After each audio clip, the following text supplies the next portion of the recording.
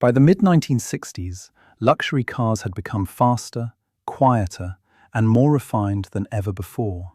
Yet one problem continued to frustrate engineers. Whether it was a Jaguar Mark X, Mercedes-Benz 600, or Cadillac Fleetwood, adding passengers and luggage caused the rear of the car to sink noticeably. The extra weight compressed the suspension, altered the car's stance, and reduced ride comfort. Manufacturers could fit stiffer springs to reduce the sag, but doing so created a harsher ride when the car was lightly loaded. Softer springs improved comfort, but struggled to support heavy loads. For most car makers, it was a compromise they simply accepted. Rolls-Royce, however, believed a luxury car should provide exactly the same level of comfort, regardless of how many people were inside.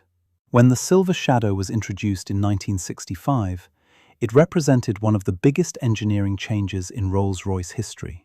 It was the company's first, volume-produced model to use a monocoque body instead of the traditional body-on-frame construction that had served Rolls-Royce for decades.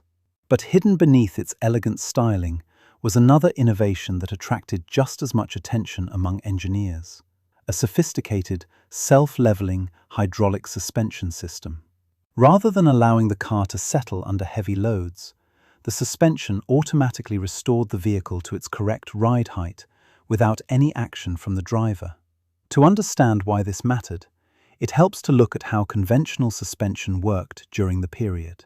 Most luxury cars relied on steel coil springs and hydraulic shock absorbers. The springs supported the vehicle's weight, while the shock absorbers controlled bouncing over uneven roads. It was a reliable arrangement, but it couldn't compensate for changing loads. As more weight was added, the springs compressed further, lowering the rear of the vehicle. This affected more than just appearance. Steering geometry changed slightly, headlamps pointed higher into the eyes of oncoming drivers, and suspension travel became more limited. On long journeys with a full load, even expensive luxury cars could feel less composed than when driven empty. Rather than attempting to redesign conventional suspension, Rolls-Royce looked elsewhere for inspiration. The company obtained a license from Citroën, whose remarkable DS had already demonstrated the potential of hydraulic technology. Instead of copying the French system completely, Rolls-Royce engineers adapted it to suit the larger and heavier Silver Shadow. They retained traditional steel coil springs, but added a high-pressure hydraulic system that automatically corrected changes in ride height. The result combined the familiar characteristics of conventional suspension with the advantages of hydraulic load compensation. At the heart of the system were engine-driven hydraulic pumps that generated extremely high pressure whenever the V8 engine was running. Hydraulic fluid traveled through a network of steel pipes and precision control valves before reaching hydraulic rams connected to the rear suspension. As passengers entered the car or luggage was placed in the boot, the rear suspension compressed slightly. Height control valves immediately sensed the movement and directed hydraulic pressure into the suspension units. Within moments, the rear of the car gently returned to its original position.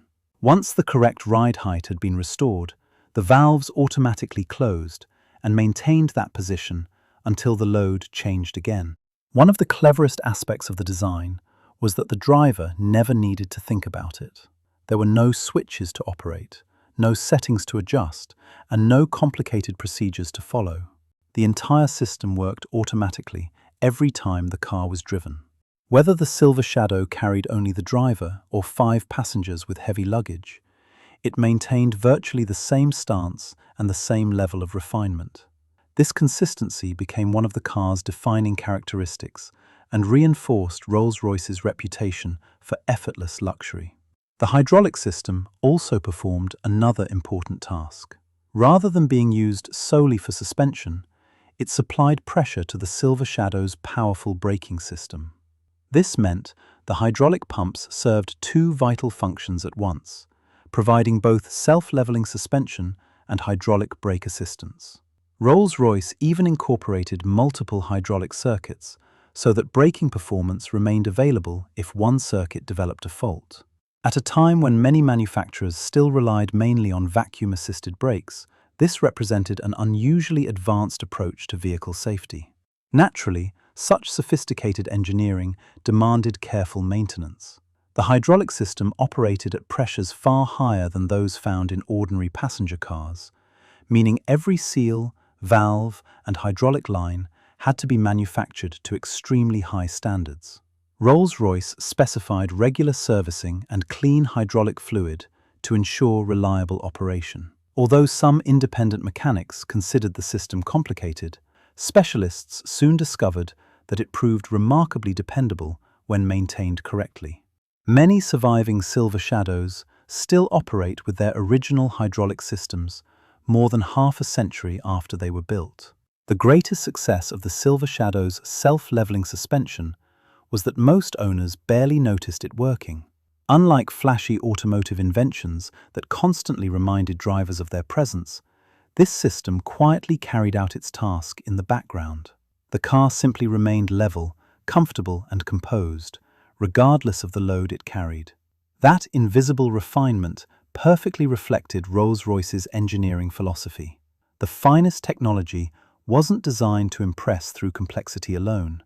It existed to make every journey feel smooth, effortless, and almost completely free from compromise.